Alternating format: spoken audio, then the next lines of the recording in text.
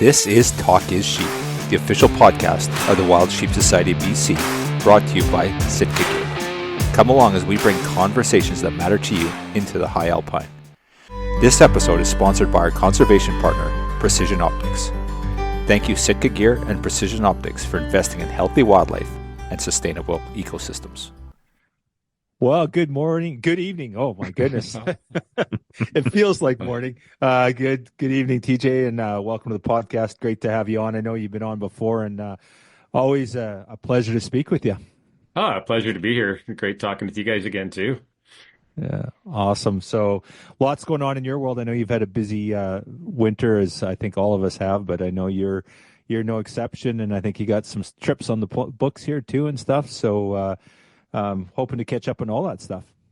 Yeah, no, exactly. In wintertime, it's kind of from 1st of November till, I don't know, end of May is just, nonstop for us between editing TV. And it seems like I have a million magazine articles to write, and then we're trying to hunt and travel, and yeah, just a lot of things going on. Awesome. So did you get away this winter and do a bunch of trips there in terms of hunts, or was a little bit closer to home? No, I think our big trip this winter was to Penticton, so. Well, it's interesting, this evolution too. Like, all of us go down to these shows down south, and it's like a mecca, and and then at some point it's kind of like, oh, like you kind of have done a lot of them. And I think that was kind of the case with you. You've said you've been to a number of shows over the years, and kind of Penticton was the exception this year. And boy, were we lucky to have you at our show.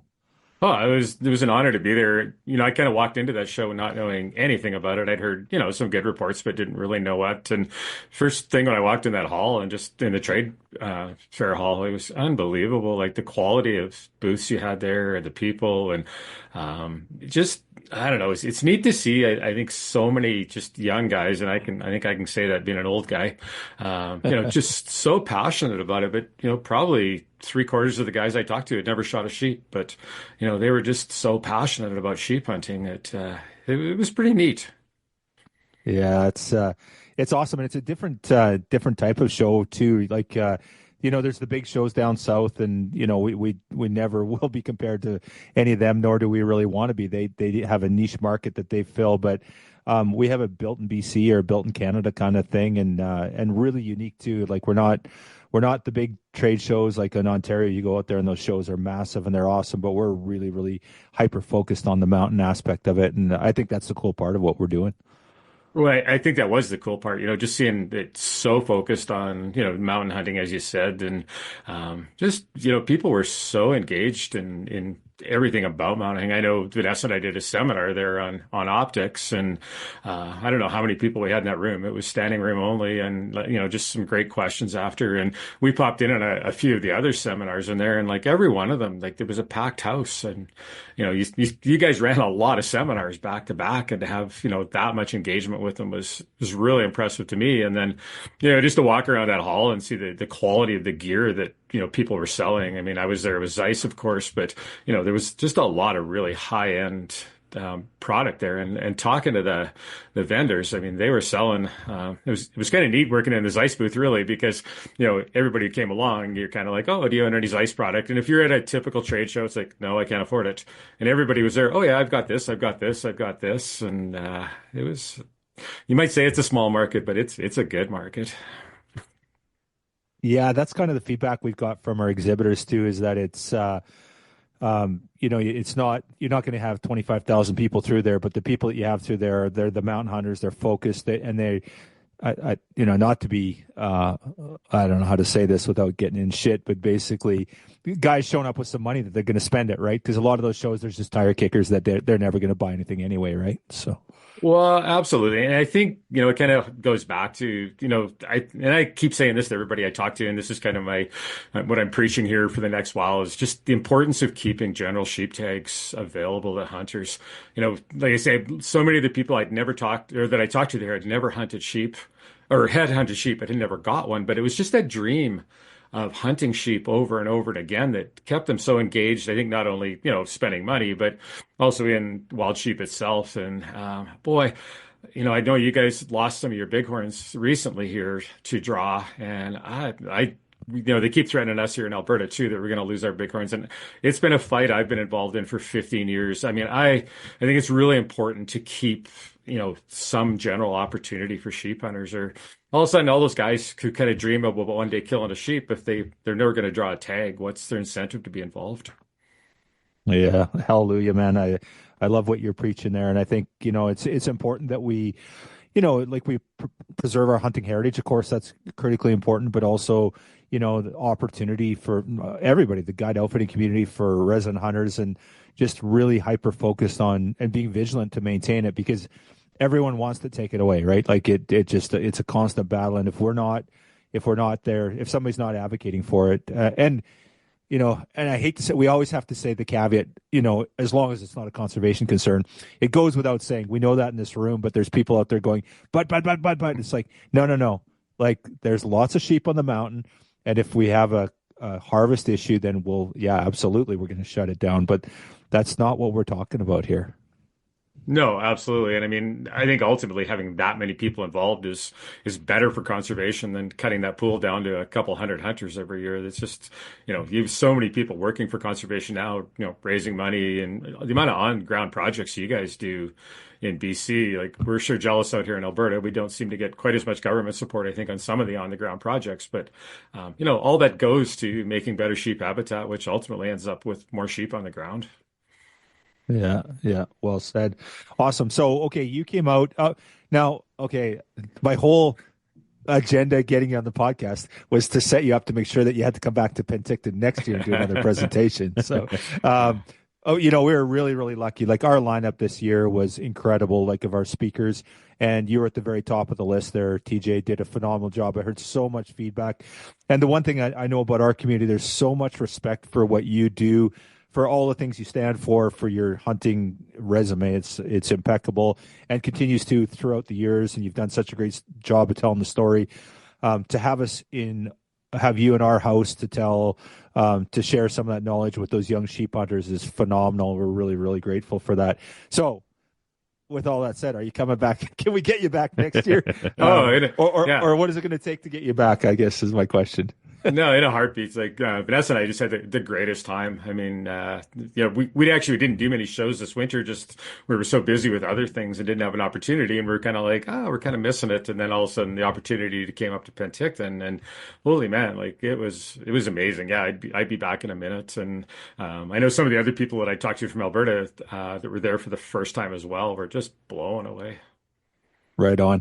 So while we're on the subject there, you did a talk on Mountain Optics, and I know you run the Zeiss brand. Let's just touch a little bit on that before we segue off and talk about a few other things. So, excuse me, maybe if you don't mind, just touch a little bit about what you were talking about in that seminar. And I don't know if, what Zeiss has got for new products out, or if there's anything you want to touch on there as well. Yeah, I mean, the focus Vanessa and I took was just, let's get people familiar with optics, like what all the parts do, how to get the most out of your optics, just even how to adjust the reticle on your scope so it's good for your eye, how to adjust your binoculars so they're good for your eye. So, I mean, it was certainly, we were using Zeiss product because that's what we're familiar with, but it was stuff that went to every set of optics out there. And I think optics are probably one of the most confusing things to hunters sometimes. And, people will buy $4,000, $5,000, $6,000 optics, and just, they don't know how to get the most out of them. And sometimes they don't even really know, what they need for different situations. So that was kind of the focus we took. I know we kind of got into first and second focal plane scopes a little bit. And, Zeiss has just got back into the first focal plane scope. And just even that kind of thing, I think most people were pretty unfamiliar with. So that was kind of the tact we took. I mean, yeah, I think we've been running Zeiss since, I can't even remember when. Probably it's got to be since about, well, long story short here, I got my first set of Zeiss binoculars in 1986. So, but they've been with the television show for, I think, since 2017. So, we have no ambition to have anyone else on the show right now. And they've been great. And, I'm really happy to see that they're a good partner in conservation too, because I think that's important with every company we work with. As far as new product that's coming out, I know in 2 weeks, there's a brand new binocular coming out in their SFL line, which is, their SFL line is kind of the middle line. And it's super affordable and it is amazing, but they're coming out with a 50 mil objective line in their 8 and 10 powers, but it's compact, about the same size as the 10 by 42. I haven't even seen them myself, so I'm hoping to get a set before we leave for Africa in 2 weeks. That's awesome. So on your typical, let's call it a sheep hunt, for since we're talking sheep, it makes sense, I guess. What are you running for a spotter, and what are you running on a typical sheep hunt? And so if you were to go on a sheep hunt today, let's say you were going to go do a stone sheep hunt in BC, what would you run for a bino and a spotter, range finding bino or whatever? Yeah, so I mean, I run the Victory RF range finding binos, 10 by 42, and I think 10 by 42 is the absolute perfect bino for sheep hunters. It's still compact enough that it's not bulky, it's light enough that it's not heavy, but the 10 power gives you, lots of ability to glass. And once you start getting older, the eyes just don't handle the high magnification as well as they used to. So, if you get a little bit of shake, you can look at it in the store and get a little bit of shake in your binos and go, oh, that's nothing. But I'll tell you what, spend 8 hours behind them, and it's a whole different story. So that's kind of my absolute go-to. And I'll tell people the most expensive thing you'll ever do in your life is look through a set of range-finding binos, because you'll have to have a set after that. I could never go back to having a rangefinder and binoculars again. As far as spotting scopes go, I'm probably the worst guy to talk to, because I'm still running about a 10-year-old Zeiss spotting scope. Yeah, so I mean, but I think something, kind of with that 20 power lower end, and getting up into that 60 power, and spotting scopes really serve two purposes. I mean, they are definitely for finding animals, and that's why that lower power is really good. But just in BC as well as in Alberta, we do have crow restrictions or age restrictions on them as well, and that's where you really need that high quality, high magnification scope, is to assess trophy quality and assess legality. Did you say you're running 60s at 60 powers or 60 mil? Yeah, so I'm running a 65. 65. Yeah, so it's a 15 to 56 by 65. And it's old. They don't even make it anymore, so I shouldn't even be talking about it. But it's been such a great scope. I love it. But there's a real trend now to go to the really big objectives, the 80s and the 90s. I see there's even 100 out now. And while they do get a lot more light in, the price you pay is they're heavy and bulky.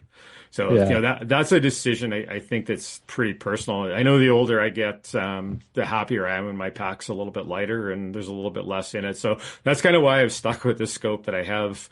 But, if you don't mind carrying that weight, there's certainly advantages to going to that bigger objective lens. Yeah. Have you tried any of the new stuff, or you're just so set on that old scope you haven't even tried any of the other stuff? No, I have played with it for sure. I mean, it's awesome. And I wouldn't be surprised if we see some new spotting scopes from Zeiss in the next year or two, just because the current lineup has been there for quite a while. But yeah, it's super quality stuff. And I mean, I think the big thing you'll notice, and if you look through a spotting scope enough, you always think you're looking straight ahead and panning the spotting scope, but really your eyes start to move from side to side without ever moving the scope, because you're taking in a big field of view. So you just can't really see it all. And when you start watching those edges of the scope is the test of quality for me. Like if you can look from the center of the scope and look all the way to the edge and have equal clarity, that's a scope you should buy. Yeah, when I'm on the hill too, I just love getting the scope out there. You get on some sheep, and then you just go across your field of view, and you don't even have to move the thing. And yeah, you might like to glass some new area, but that's just my favorite thing is you see so much, and if you got good quality, you can do that across the whole span of it for sure. Yeah, and I mean, to me, stone sheep have to be the hardest sheep in the world to spot, just because of the spots they live in and their coloration. But I mean, you find the stone sheep so often in those avalanche shoots and the willows and things like that, where, dull sheep, you can spot those pretty easily with, a set of binoculars, just because they're white glowing beacons out on the side of the hill. And, bighorns, once you kind of learn how to glass for them and really maximize your time, they're a lot easier to find too. Not saying they're easy, but, you can certainly, but stone sheep, and I haven't hunted stone sheep a lot. I've, probably got 100 days hunting stone sheep or so, but to me, they're just the hardest thing in the world. You can look at a mountain for 8 hours, and then 5 minutes later, there's a dozen stone sheep down there. Yeah, absolutely. So you guys got this trip planned to Africa. Will you take obviously all your optics there. Do you use any different optics when you go over there? Like, obviously, you're going to be hunting off the back of a truck or something like that. So do you use like higher power stuff, heavier stuff, or what, same lineup? Pretty much same lineup. If I'm going somewhere where there's like zero chance of long range shooting, I'll probably leave the range finding binos at home and just go with like an 8 by 32 or an 8 by 30, something like that. And scopes, I'll go with like something like I really like that Zeiss V4. It's a 4 to 16 power scope and 42 mil. So I mean, it's really lightweight. It's got the long range capabilities. It's got the extended turrets on it. So not like we're typically shooting long range. And this trip we're going on is in very heavy cover. So most of our shots are probably going to be 100 yards or so. But, I've still got the turret on top of it if I need to dial out to, 300 or 400 yards. Last year when Vanessa and I hunted in Africa, we hunted on the Eastern Cape.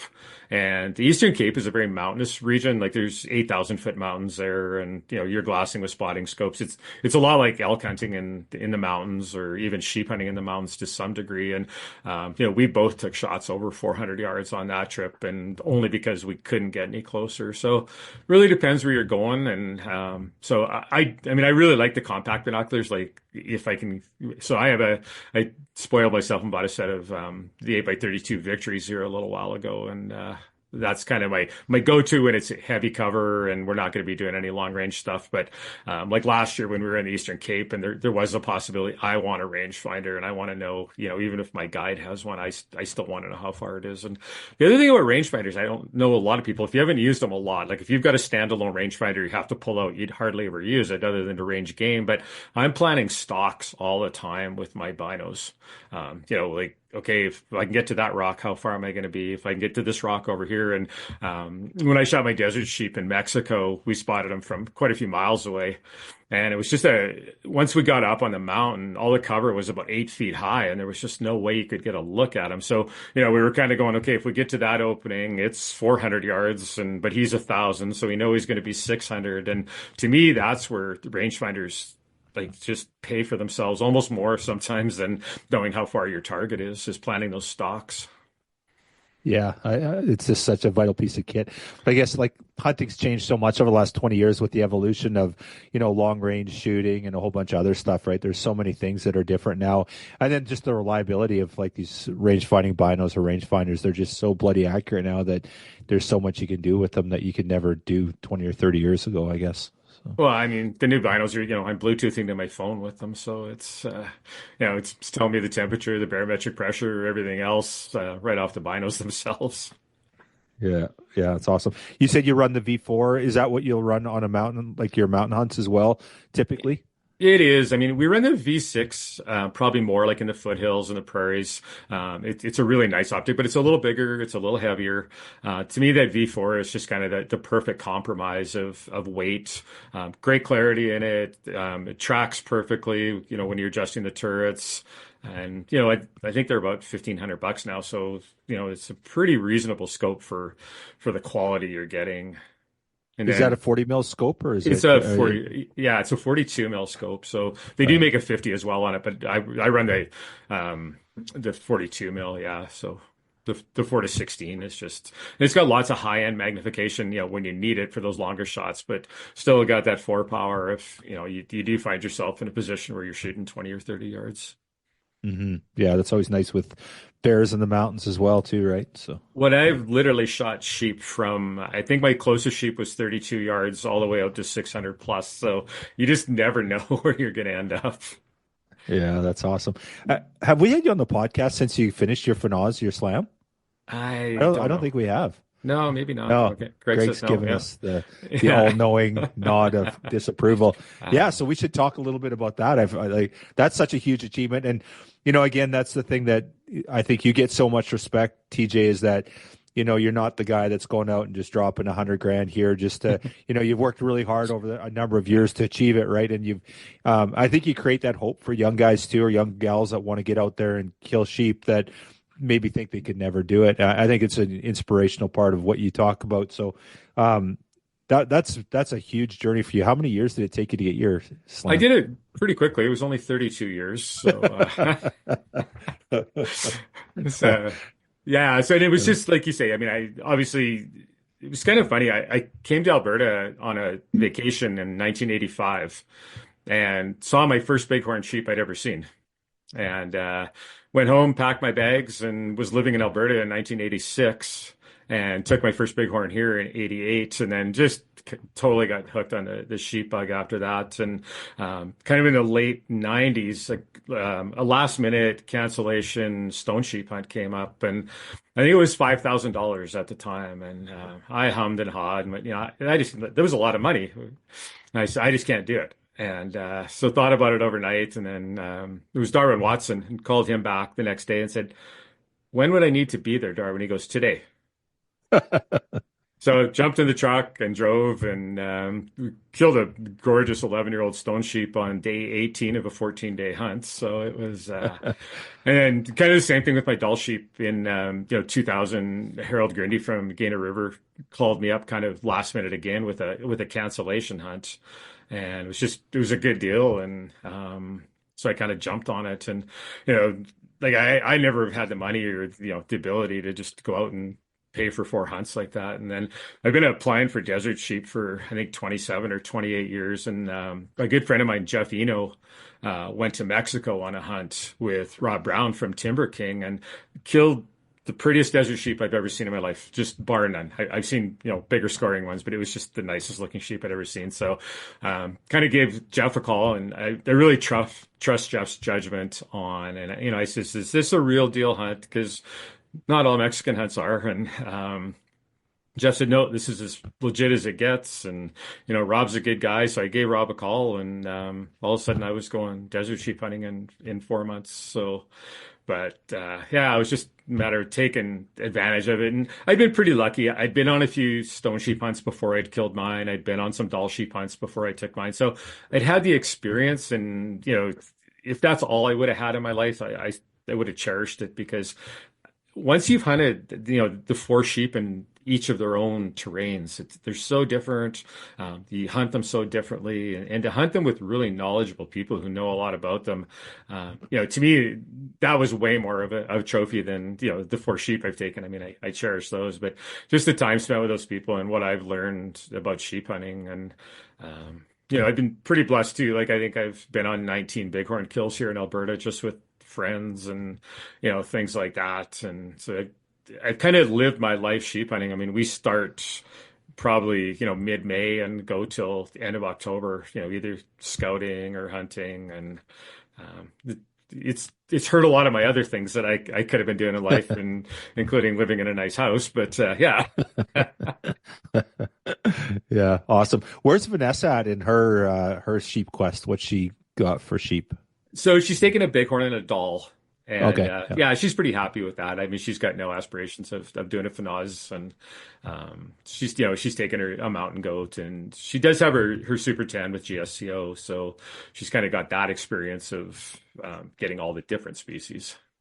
Yeah. And do you guys play the odds down south you put in for your draws down south? So probably get drawn for something down there too in one of those states. Yeah, I mean, we have drawn some decent tags over the years, some mule deer tags and elk tags and things like that. But just now it's getting so tough to draw down there. And I mean, there's definitely a few opportunities that are just totally random down there. But it's getting so hard to draw with points now. Like when I drew my elk tag in Arizona, I think I drew with 12 or 14 points. And, to draw that same tag now, you're probably looking at 26 or 28 points. And so things have changed. So I backed out of a few of the draws down there. I mean, I just kind of looked at the odds and my age and went, I'm just kind of wasting my money on these. But, it does keep the dream alive for definitely some people. And there's a few species that do, there's a tiny random component, but, I'll keep putting in for those as well. But, if the guy wants to go down and hunt mule deer or elk or something like that, just for a totally different experience, like hunting elk in the desert in Arizona or, mule deer at 14,000 feet in New Mexico, it's totally different. Well, I've hunted BC, you can say, well, I've hunted elk in BC. It's not the same. It's like hunting something totally different. So that's why we do it. I mean, we just love that experience. You've kind of hunted all over the world. You've hunted obviously Africa several times. So what's the bucket list? Like you've kind of had an opportunity. What's left on the list? Yeah, well, and I will. This is, probably one of the most controversial hunts we'll ever show on television. But I do have an elephant hunt booked for 2026. Awesome. And it's a really good story. It's a good conservation story too, and we're going to try and tell that whole story. Not that all elephant hunts aren't a good conservation story, but we're going to hunt in the Caprivi area of Namibia, and each year they give out the one elephant tag and one Cape buffalo tag to the village, and they can sell those tags, and all the meat goes back to a big festival they have. So they're actually called festival tags. And neither one of the animals is exportable, which is fine with me. I just want the experience of hunting them. But what they do is they target, elephants that have been doing crop raiding and, talking to the outfitter there. Like many of the elephants they've hunted have actually killed people and things like that. So it's a good conservation story all around. And I'm kind of sad that I'm going to spend so much time justifying this hunt. But you know what elephants are like. It's, probably the Yeah. most controversial thing you can hunt. And so that's why we really want to do, I think, a good job of telling the story about why it is important. We were over in Kruger National Park a few years ago, and I mean, it looked like they'd used Agent Orange on a couple areas there. The elephants had eaten it down to nothing. And I mean, ultimately, it's just the elephants suffering. And, they're going to have a huge crash in their population at some point. And a lot of the other animals have crashed really hard just because there is nothing left to eat. So, we need to manage elephants like we manage elk or whitetails or anything else. We need to keep them at sustainable levels. But once emotions come into play, you know what happens. Yeah, it's just absolutely shocking how we're always having to run around and justify, whether it's elephants or wolves or grizzly bears, and it's just man, it's just such an uphill battle. And I get it that the general public doesn't really get it because it's a long story and it's complicated. The hardest thing, I got some drinking buddies, and my buddy always says to me, "Give me the 30-second version on why it's okay to kill a grizzly bear." I'm like, "There's no 30-second version anywhere that you're ever gonna. You just can't explain it like that." And of course, we get crucified on it.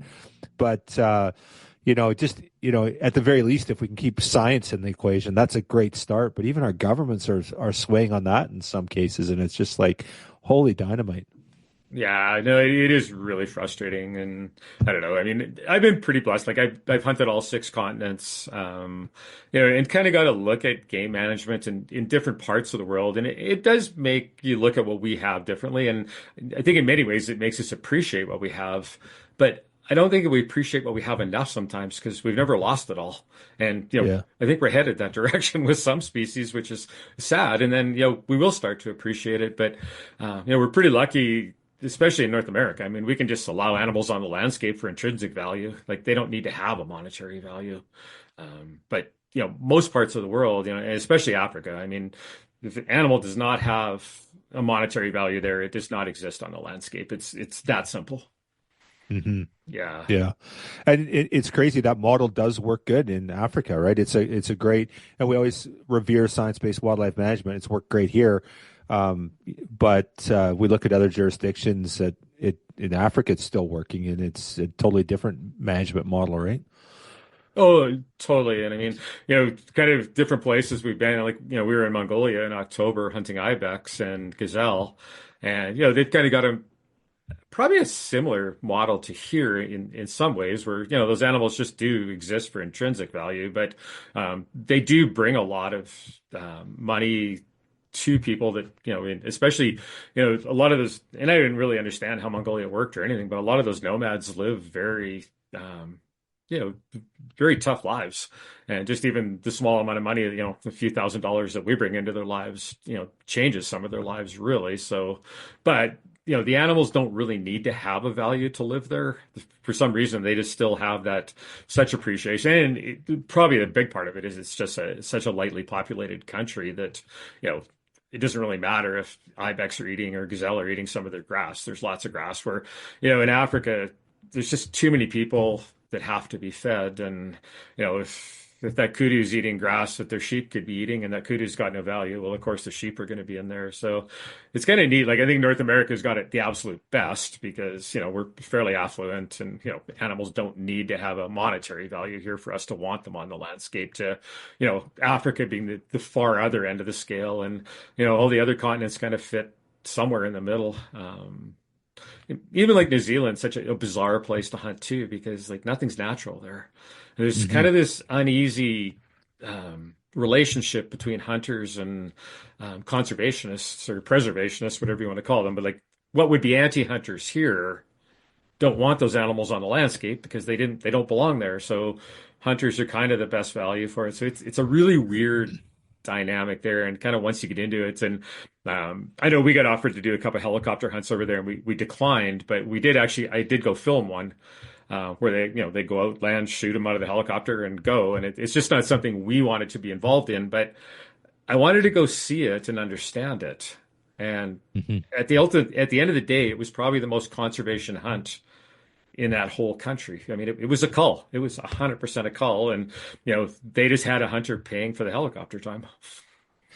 Well, and that brings up a really controversial issue about aoudad in Texas. You look at that, aoudad's literally wiping out bighorn there. They have, that disease issue that we're all familiar with, and the aoudad is just overrunning Texas. But of course, there's these landowners that sell these tags. Yeah, They're making a living on it in some cases, but it's probably one of the worst things for bighorn sheep than anything out there.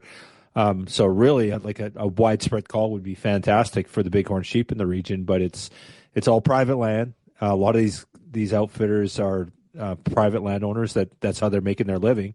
So it's a really, really dynamic issue and really, really challenging and really, really difficult and it just kind of, the bighorn sheep are in freaking deep shit in Texas right now. It's really, really bad.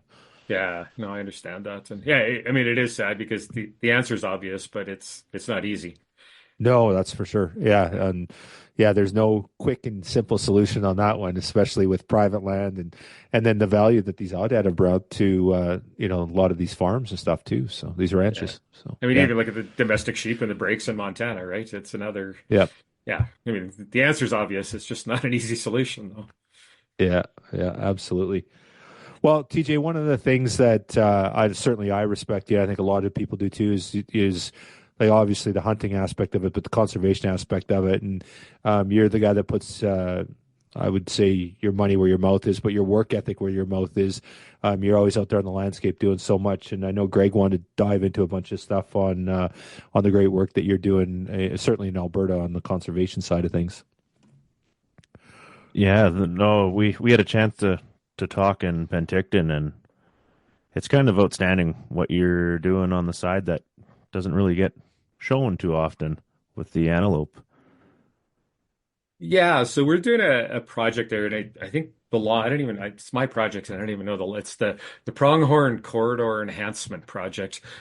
We just call it simply antelope fencing, and kind of the precipice of the whole project is just to make easier corridors for migrating antelope. And probably a lot of people in BC may not know that antelope just have a real reluctancy to jump fences.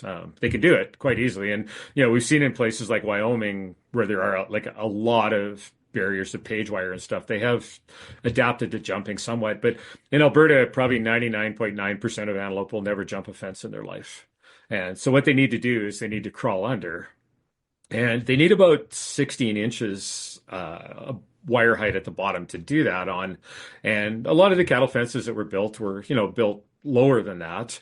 But even when it's low enough with the barbed wire on the bottom, when those antelope crawl underneath, they quite often injure their backs just from the barbs, put large scratches in them, things like that, which are quite prone to infection. They've seen a lot of the hair loss from the barbed wire cause issues with winter mortality as well. So how the project started was the Alberta Fish and Game Association got involved with Suffield military base in Alberta, and they ended up doing 50 miles of fence the first year, just taking off the bottom wire and putting on smooth wire. And that was it was a one-off project. And I wasn't involved that first year, but then they kind of came to me the second year and said, hey, this is a pretty good idea. Is this possible we could expand this out to private property? And I said, well, I don't know. I don't know anything about it, but let's see what we could do. So we ended up finding a couple really receptive landowners and really big landowners, 80, 100,000 acre landowners who were very, very well respected in the community and allowed us to come on their property and retrofit their fences for pronghorn friendly. And it's just kind of going from there. We're just actually going into our 16th year right now, 17 if you count the year on Suffield. And all the money we get comes from hunter dollars, which is the cool thing. So we get money from the Minister's Special License. Then we get money from the Alberta Conservation Association through hunter levies. Safari Club International gives us some money. So there's actually no government involvement in it at all. And I don't know if you've been down in southern Alberta or deep southern Alberta very much, but different breed of people down there, and rightfully so. I mean, they live a very remote, harsh lifestyle and very, very suspicious of the government. So we kind of went in there and said, we're not government. And, that made sure they didn't shoot at us at least. And then once we got a little bit of credibility, within the communities, the project's just really taken off. So there's only really two of us that are paid for coordinating the project. So I get paid as a coordinator, and then there's one staff from the Alberta Conservation Association that works together with me on the project. But all the work is done by volunteers. So we have anywhere from 12 to 20 volunteers on each project, and we do 3 projects a year. So we do about 30 miles of fence per year, so 10 miles a project. And so, I'll go down with an ACA staff and we'll get all the wire laid out and everything else. And then our army of volunteers come in, and man, they just fly through that fence. It's frightening to see. When we work on a landowner's place for the first time, they're like, oh yeah, there's no way you're getting 10 miles done on 2 days. And, our volunteers we're sitting there at the trailers having a beer about 1:30 on Sunday with the whole job wrapped up. So, so antelope have been the big beneficiary from this. It certainly made where they couldn't cross. I'm sure you've heard about antelope getting caught up on train tracks and on roads and things like that. And typically they just can't get off because the fences, there's nowhere to duck under. So what the Alberta Conservation Association did in the past, and what they're doing again right now, is they radio collared a bunch of antelope to kind of identify these prime migration routes. And so the really important thing was, where the antelope were migrating, but there was also some kind of weird voids where they weren't migrating. And when you went in there, there was maybe a whole bunch, there might have been a 10-mile stretch of page wire or something like that. That was a total barrier. So we've kind of used all that scientific data to decide where we go fencing, and then we'll go in. So we've taken down about, I think, 50 or 60 miles of page wire over the years too, and retrofitted that with, antelope friendly fencing. So that's been good as far as their migration goes, but it's also been great for vehicle avoidance. It allows them to get off the road. A lot of these fences where the wire was too low, in some cases, they may have had to go a kilometer or 2 kilometers down the fence line to find a place to cross under. So that's where they got in trouble. And another big plus has been predator avoidance. I mean, certainly coyotes have learned to run those antelope into fences, and if there's nowhere for them to get under, they become easy targets. So now they run them into a fence, and along that 3-kilometer stretch, instead of 2 crossings, they're crossing wherever they want to go. So that's been a big plus. And the other thing we've started doing here in the last 5 or 6 years is respacing the 3 wires above the bottom wire to more ungulate friendly. So for moose, elk, and things like that. So lowering the top wire, getting more space between the top and the second wire so they don't get hung up on their hind feet as easily. So that's been good. And then another real huge benefit has been getting hunters, non-hunters, and landowners all together on the same project. So our volunteers are probably half hunters, half non-hunters, and then our landowners, kind of interact with everybody, and we've kind of brought a great community together. So I think our landowners start to, appreciate that hunters aren't all bad people, and they are putting their money where their mouth is. I would say we had some probably volunteers that before they ever started with us would have been non-hunter or anti-hunters.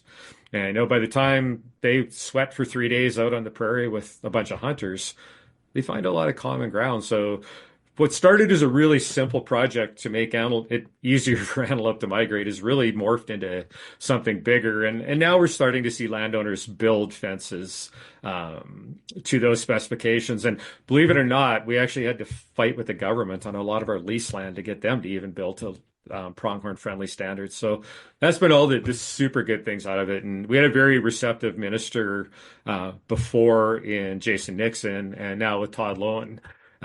We've had some really good ministers who kind of pushed on their side to get their people doing the same things we're doing. So I don't know, it's been a win, win, win, win. And everybody always thinks it's my project. And I guess it is in the fact that I coordinate it, put it together, get all the grants and everything. But man, the volunteers do everything. I mean, I just kind of drive around in the truck with the air conditioning on while they're out stapling wire at 36 degrees. Who opens the gates for you on those Yeah, ones? I can't talk Vanessa into coming along yet. So, So, oh, that's awesome. What put you onto the antelope? Like, what was there one specific moment where like, man, these guys need help? well, I was working. I did quite a bit of property management for the Alberta Fish and Game Association, which is now the Alberta Wildlife Federation, and so I was already working with them, and then they got involved with this project on Suffield, and then just kind of looked at it and decided they wanted to really make it bigger. And I've always loved spending time down, especially the southeast part of Alberta. To me, it's just one of the most magical places to visit. I'm not sure I'm quite ready to live down there yet, but it's a magical place to visit. And so we did it that first year, and I just took it on as a 1 year project. They were going to hire a coordinator to do it after the first year just to see if it worked. And I'm like, you know what? I love this project. I love the volunteers. I love the landowners. I'm happy to keep doing it. And so far, we've found funding to do it for, like I say, we're just coming into year 16 now. So I may have to pass the torch here one of these years, but we'll train somebody up before that happens. How do folks get involved with that? So just basically contact me. We've got a fair bit of information about it out, and I've got a core group of volunteers. Like probably half of our spots are filled every year, but I don't even like. I just kind of know people are coming, and then we try to get new people involved too. So I mean, it's just a matter of emailing me is the easiest way to get involved, get you on a list, and away you go. No, right on. Well, that's good. Hopefully, the more folks get involved, and you guys keep hammering down or fixing up the fences and getting Yeah, that going. yeah, I think for sure. And I think it's just been a really good on the ground project. And hopefully it becomes a little bit more, people can use it as a bit of a model. Like you guys do so much good work in BC for on the ground projects.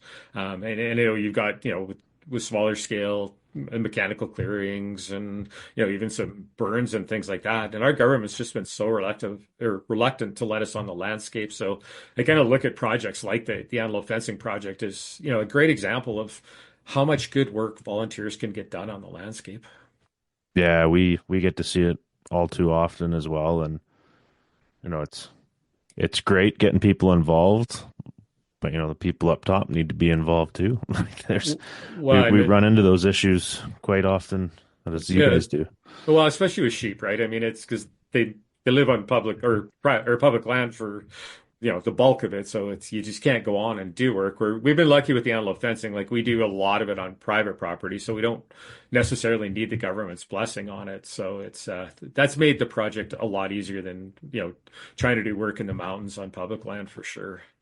Yeah, I know that definitely helps, and then you get the landowners on board, and that's good for them recognizing that there's a problem and allowing you guys to do what you do. So that's pretty neat.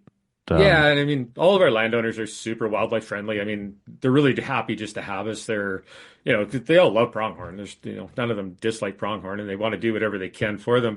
And the other big, huge benefit is they got a great looking fence with all brand new staples, and it's all fixed and everything when we leave. So, no cost to them. And the other thing we don't do is we don't keep any records of where we've worked or anything like that. The government could, like you say, it is a very suspicious group of landowners down there at times. And so we just made it's just a handshake deal. And, I like to work like that. And it seems most of our landowners do too. No, that's awesome, and it's kind of funny when you say no records, so the man doesn't know. I like that. So, I know, right? I do want to. I'll apologize to our listeners and you guys. I lied to you. You were on episode 79, just shy of 3 years ago, talking about your Oh, okay. Yeah. slam. So I think it was still fresh. That was June 2022. So Oh, I got my Grand Slam, and then we heard about some virus thing or something that was starting to happen in North America, and flew home, and they shut the province down 2 weeks later. So oh, well, you did it then. yeah, exactly. Oh, that's awesome. So we got something coming up in Canada. We're going to shift gears a little bit, and I feel like we can get into some nitty gritty maybe here. I'm not sure if I'm the best person to talk about it because I speak my mind too much, but big important dates happening. I believe it's 20 days from recording this on the 28th. Yeah. What's your thoughts? Well, I mean, I think it's the biggest election ever. Kind of gets that term gets thrown around a lot, but in a lot of ways it is. There's a lot at stake, I think, in this upcoming election. I'll actually be in Africa when the election happens. We'll make sure we vote before we leave for sure. But yeah, it's going to be kind of weird to be out of the country for this one because it is a big one. And, I mean, I'll kind of qualify myself right now. Like I am 100%, a conservative as far as economic policies go, but I do definitely have some liberal tendencies on social issues and things like that. But I think, this election here, I think as far as it needs to be fought on economics and the trickle down effect, I think to everything is going to be huge on that. And I mean, I think the conservatives definitely, got that one and the gun issue. I mean, it's like enough is enough. Yeah. The liberals need to be stopped there. I mean, it's no longer about just taking guns. I mean, it's taking private property. Like they've totally violated gun owners' rights to private property for no reason. I mean, it's like shutting the grizzly bear hunt in BC. There's no reason for it. There's no science behind it.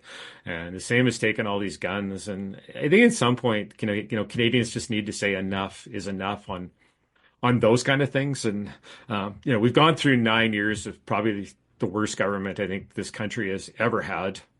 So, I mean, if the Liberals get back in, I don't think it can be as bad as it was, but, it's time for change. Like, and change is good. I mean, we need change in this country. That's why we have different parties, I think. And, I don't know, just looking at the polls, it's kind of frightening to watch right now. I think every conservative in this country needs to get out and vote. We seem to have a lot of apathy during elections, and you're getting 50% of people out to vote sometimes, and everyone needs to go because it's going to count. I think this election is going to be a lot closer than the polls have it, but if conservatives don't get out, I mean, the liberals could well get a majority. Yeah, it's interesting times for that. Well, we're just going to do a little CYA here, in that the society has no position on any party. We're not advocating for any one political party. That said, you're more than welcome to talk about your political views or your party views for sure, TJ. But we will echo the sentiment that everyone needs to get out and vote and have their say because it's a critical election on a number of issues. One thing I'd love to hear from you, and I've kind of been following it. I haven't really got a straight answer to Carney on sort of where on the gun issue. I don't know if it's really come out. We know the Liberal policy in general, and we've seen it under the Trudeau government. Has Carney sort of reflected on anything to do with the gun stuff whatsoever? Like, obviously, he's going to toe the company line there, but has he addressed any of that in anything that he said? I know he came out yesterday, with a position on parks and made a pretty big announcement there. So, anything that you could talk about that would maybe influence conservation, I'd love to hear, and also Pierre's policies as well. We can hear the NDP stuff, but honestly, truth be told, it's pretty irrelevant in this election, right? I'm not being partisan when I say that. It's the polls speak for themselves, I think, in that scenario. Yeah, and I mean, I haven't heard any specifics from Carney, but I mean, he's definitely going to carry on with everything Trudeau has done, and see that to fruition. And what's to come after that, I don't know. It was kind of interesting. I guess the Metro Police in Toronto actually came out today and asked Carney and Poilievre what their plans were for law-abiding gun owners, for illegal guns, and wanted an answer. And boy, if you read their statement, I mean, they were pushing hard towards the Conservatives having the better policy there.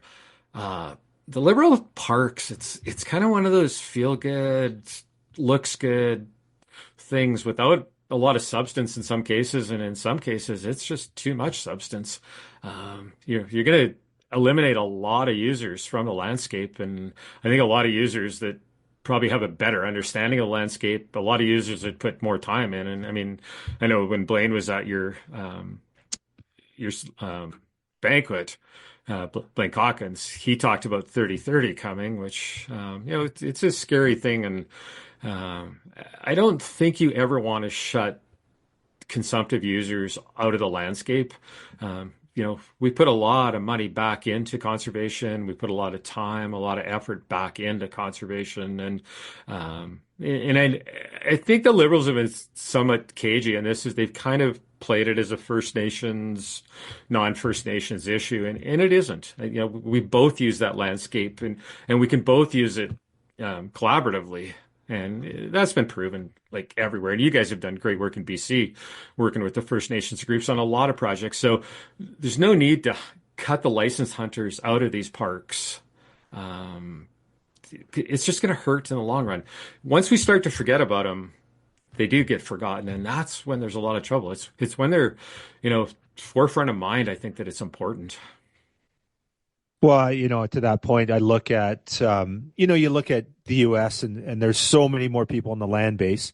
You got 300 million people well above 300 million people in an area much smaller than Canada. And so we're 1/10 the size here in Canada, roughly, much larger land base. And there's a lot of places that people won't go there unless they're hunting. Like there's so many places that you've been in BC, TJ, and certainly Greg and I, where there's just nobody there. You're the only one there. You might run into somebody, but they're hunting, and that's it. So, you're the eyes and ears on the ground. If there's a disease problem, you see dead animals. These are the issues that we bring forefront to, and you're right. If we're not there, who's out there looking at these places and looking after them? You start blocking off 30% of Canadian land, and hunters can't go there. You're not going to get people from Vancouver go and hang out in a lot of these places. They're just not going to go there. They'll go to these, the big parks like the Tatch and Shinnies of the world and stuff like that. But they're not going to go to these remote areas that hunters go to, these fly-in lakes that nobody's gone to other than hunters, right? And certainly not Indigenous people either. Maybe years ago in the landscape they were in that area, but certainly not in the modern era. We don't see anyone in a lot of these areas in the backcountry. So I agree with you. I think that if we lock down this land and hunters don't have access to it, of course we're biased, like we want access to it. But that said, there's going to be a knock-on effect too, and then not even to go into the conservation realm of things either, right? No, 100%. And, just having eyes and ears out there is so critical. And, as we've seen, we had a bad breakout of, MOV here, and, it was a hunter that found it, basically. And so those kind of things, I agree, are super critical. But I start to think like once you protect things too much, they lose value. Just because nobody's appreciating them. Nobody's out there using them. Nobody's out there enjoying them. And, you think I always kind of use the analogy, you protect things to death. And there's a great balance between, us as consumptive users, science, conservation, everything else. It all works really nicely together if you allow it to work together. It's when you don't that we get in trouble. And I don't know. It's just I've just seen this Liberal government just try to play so many sides against each other here, and just even the East-West divide in Canada is just probably kind of the biggest example of it. But just even playing the First Nations against the licensed hunters and things like that, it's not there. It doesn't have to be there. We can all work together so well, and because we all care about the same things, we all want to work towards the same goal. But it's not to a government's advantage to have everyone kind of on the same page. No, they love it, don't they? The divide and conquer, for sure. Totally. It's good for business for them, for sure. Yeah. And I hate to say it, and this is one of the challenges. And BC, we've gone to this Together for Wildlife and co-management in the province, which on the surface sounds great, and I think it's got some really good ideas. But one of the things is this nation to nation, government G to G stuff, government to government. And so there's negotiations that are that are going on behind closed doors, and we just don't have access to that. And I appreciate that has to happen, but it really causes a lot of distrust and division, and not distrust towards First Nations is trust towards the government, because we're all Yeah. sitting there going, and what's the government selling in terms of, and we kind of see now, I don't want to go down a rabbit hole here, and I'm going to try and stay away from it, and again try and keep my job, but the blueberry ruling that happened in northern BC, and some of the negotiations there, we heard what First Nations were looking for, and then what the government ended up giving them. And it wasn't what First Nations were looking for. It was very different than what was being offered. But the government was like, okay, we'll give you this type thing. And it wasn't good for licensed hunters, that's for sure. It really worked poorly against us. And from our understanding, First Nations weren't advocating for some of the things that the government ended up sort of mandating from those negotiations. So. Yeah, it's it's a frustrating road, and I mean, I think, fighting battles probably since I was in my 20s, kind of thing, and they've been going on forever. But it just seems like the battles are getting bigger and the stakes are getting higher every year. And I don't know, as hunters, we are losing so much, and every time we lose something, there's no getting it back. Yeah. Yeah, for sure. And I think that's where, to your point is, like, for example, with hunting opportunities, we just got to do our best to try and protect it and make sure that we can still be out in the landscape and not lose these opportunities, because, they're not giving them away when they go. So. No, exactly. And even, back to the firearms, it's the same thing. Like we can't give up anymore. I think in the beginning, a lot of people who didn't own, semi-automatic rifles and things like that, maybe were of the mindset, well, if we give them a little bit, they'll be happy. But we found out they aren't happy. I mean, and they'll never be happy until Canadians are disarmed. I think probably, like, I just wrote this a little while ago. I mean, I believe this, like, the Liberals will never take away our hunting rifles. They'll reclassify them as sniper rifles and take them then. Yeah. And that's a true story. Like, it's, they're smart enough to do that, but there's, they'll convince people, like, we're killing elk now at 1,500 yards, right? Well, is that a safe rifle to have in the public's hands? Yeah. No, absolutely. Yeah. That's well said. Yeah. So I guess the important part is figure out what's important to you and get out there and vote, I guess, if more than anything. So get out and vote. Like, this, I don't know, there better be a huge turnout for this one, or Canada's lost. They just don't care anymore. Like, and whoever wins, as long as there's a huge turnout of voters, and if the Conservatives lose and there is a big turnout, I don't know, the Conservative parties, I think, is going to have to take a little deeper look inside themselves too, and kind of figure out how they can become more palatable to all Canadians. I mean, I'm as guilty of it as anyone. Like, I sit out here in the West and go, oh, the stupid Easterners, they don't know what's good for them and everything else, right? And it's an easy mindset to fall into, and especially if you're on social media, because you're in an echo chamber in social media. Like, everybody on your social media is pretty much of the same mindset you are, and if you just, that goes in, feeds back, and all of a sudden everyone in the East is dumb, and but it's not. I mean, they're Canadians just like we are, and somehow we have to make a party that's palatable to everyone. Yeah, and it seems like the Conservative party is, there's the far right and then the moderates, and it's like, oh my goodness, like we seen in Alberta with the Wild Rose and the Conservative Party, just eating each other alive, and that cost them the election in Alberta there to the NDP, right? So, well, I mean, we've seen the same thing federally even, and it's just like, I don't know, we're terrible for that, and it's like there is no compromise, and I mean, Canada is a country of compromise, like it or not, and sometimes the East has to be right, and sometimes the West has to be right, and yeah, absolutely, yeah. Well, it's interesting times to say the least, for sure, and it'd be, I guess. We'll see what it looks like in 20 days. I am interested to see, and I think the one thing about it with the short window, I feel like there's a lot of policies that are sort of positions that we're still learning about Carney on, right? He's so new to the fold. We've never really got to hear from him, and they're still rolling things out kind of throughout the campaign here. We're learning more about him all the time. So I don't think we know all we need to know about Carney either to make an informed decision. So, which is probably to his advantage.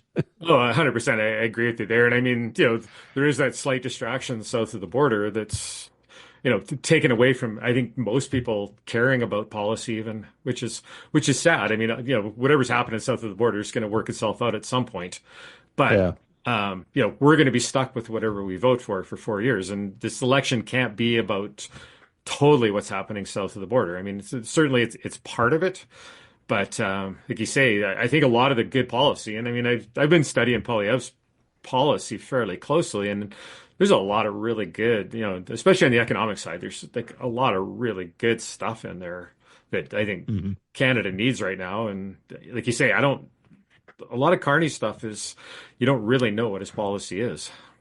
Hmm. Like Yeah. we're gonna make more pipelines, but we're not gonna get rid of the old C-69. Like, things like that. It just doesn't work. But I think a lot of that is just getting lost in the rhetoric of tariffs.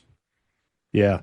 Yeah. It's amazing how much everything going on down south is just throwing a wrench into Canada. Everyone's just they're hyper focused on basically what's going on, and then the fact that the sky's falling, the market doesn't help either, right? And Oh, everyone's freaking out there. So totally. um, Me yeah. included. Yeah. So on that note, you got a trip planned to Africa. What's on the menu for your trip in 2 weeks here?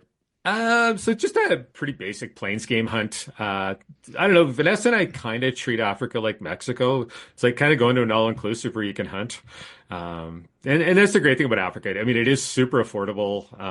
Once you've traveled there a couple times, it doesn't seem so daunting that it's so far away and things like that. So, I mean, we love hunting kudu, eland, bushbuck, warthog, gemsbok, things like that. Vanessa's kind of got this idea that she might want to shoot a giraffe with her bow. So, Ah, well, cool. yeah, so she's been really working hard at that. And but yeah, for the most part, we're just going to some good friends, sitting around an acacia fire at night, drinking brandy and coke and some good wine and eating good meals, staying in some nice accommodations. And we do one of these kind of luxury hunts about every fourth or fifth trip to Africa. We've got a place we hunt down there that definitely isn't luxury, and it's hard hunting. You're up at 3 in the morning and getting home after dark and everything like that. And when you come back from there, you kind of need a vacation from your vacation. But this trip is it's going to be just kind of a really chill trip in a really nice lodge and things like that. And yeah, so we're looking forward to it. We've both been going way too hard this winter. And we were just talking about that yesterday, as a matter of fact, how it's just going to be nice to just unplug. And, we'll shoot television while we're there and everything. But, Africa is such a great place to shoot television. It's pretty easy. And, well, I shouldn't say easy. There's lots of game. I mean, imagine going in the mountains and seeing 50 legal sheep on a hunt, right? It's, if you screw up on 49 of them, you can get the 50th one. And so, yeah, so we'll have fun doing it. And yeah, it's funny. Like, I never thought I wanted to go to Africa ever in my life. And then, I was the North American hunter. And then Vanessa really wanted to go ever since she was a child. So in 2009, we went on our once in a lifetime trip, and this is our 15th now. So I Wow. really got bit hard by the bug, and just it's good value and everything else. I mean, I still our fall is for North America, and we hunt from September to end of November, probably 99% of it right here in Alberta, but to get away in April and go stay in a nice lodge and eat good food and be able to hunt every day in a target rich environment, I can think of worse things to do. That's awesome. Yeah, that's great. So Africa for in a couple weeks, and then you got anything else throughout the year? You got a big hunt plan for the fall, or just mostly Alberta stuff, just your usual bucket list stuff? Yeah, I think we're going to go up to the Northwest Territories. I really want a wolverine, and so I think we're going to go up and do some fishing and chase a wolverine up in the Northwest Territories and probably hunt wolves at the same time. And I actually bought a Pakistan ibex hunt at the Alberta Wild Sheep Banquet a year ago. And so we're going on that in February. And I've been kind of kicking around a little bit to go Bezoar ibex hunting in Turkey as well. So I kind of get into that age now where I need to get a few more of these mountain hunts done while I can, still do them. And so like last year we did Mongolia, did the ibex there, and there's still probably two or three more ibex species that I want to hunt. And they're still affordable, and they're just grand adventures. Awesome. Cool, man. Well, can't thank you enough, TJ. Anywhere you want to send people to check out the show or anything? I don't know that we need to plug you, but if any plugs you want to do, we're more than happy to share them. Yeah, just Outdoor Quest TV. You can find us on social media, and yeah, if you give us a follow, that's always appreciated. And Awesome. yeah. Greg, are we missing anything? What else we got? We just got to book him when he gets back from Africa. Talk about the trip. Yeah. Yeah, absolutely. Yeah, get you back on the podcast, and then and seriously, would love to have you back to the expo next year. So we'll chat on that offline here in the next couple. Well, probably when you get back from Africa, and see if we can put something together. And just love having you out there, and just yeah, you and Vanessa are pillars of our community, and just it was great seeing your smiling faces, and everyone, people were just gathering around wanting to chat with you at the show. It was really cool to see. So That's awesome. I love that kind of environment. It's just yeah, it's contagious. yeah, yeah, it was awesome. Well, thanks so much, TJ. Appreciate it, and have a great trip to Africa. And I guess we'll chat after the election and see what the political landscape looks like in Canada. I know, right? We'll keep our fingers crossed. Yeah, absolutely. Thanks, guys. Thank Thank you. you.